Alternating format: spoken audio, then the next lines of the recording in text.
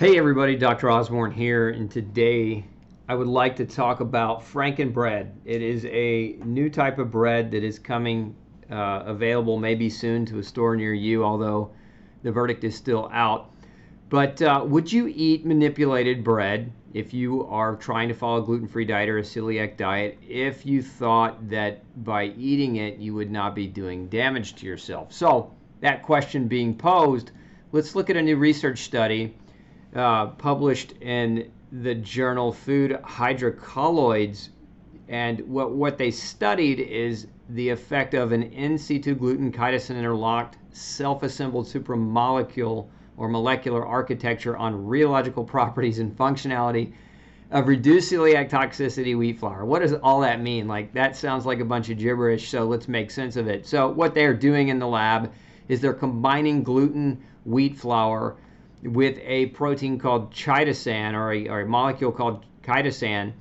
And what this molecule is supposed to do is to keep the fluffy, chewy property of grain, the elastic property of bread, while reducing the toxicity of the wheat flour. So that's the theory, that's what they're researching, that's what they're looking at doing. So again, a new technology for reducing wheat flour toxicity for celiac disease patients through the in situ formation of gluten chitosan interlocked self-assembled supramolecular architecture.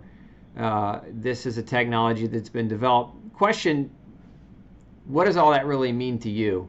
What is wheat chitosan, and what is the effect of binding chitosan to wheat? Now, first of all, understand what chitosan is. It's a polysaccharide derived from crustaceans, shellfish in essence, and insects.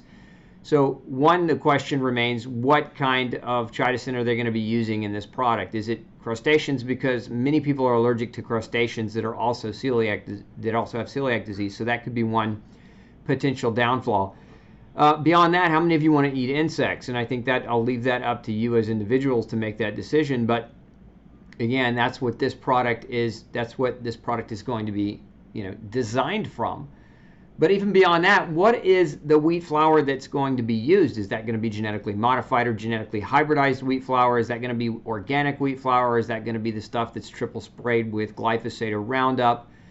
So is it going to really be less toxic from a gluten perspective, but just as toxic from a chemical perspective? So the big question here, if this technology is being developed so that people who are of gluten sensitivity or celiac disease could eat bread from wheat flour again, is it something that you, as a person being gluten sensitive, would even consider doing? Now, my advice is to avoid this stuff like the plague. It's not out on the market yet. You can't actually buy it, but that's the goal. The goal of this science project, this Frankenfood project, is to create a product that you could use. So the question I pose to you is, would you use it? Would you eat it?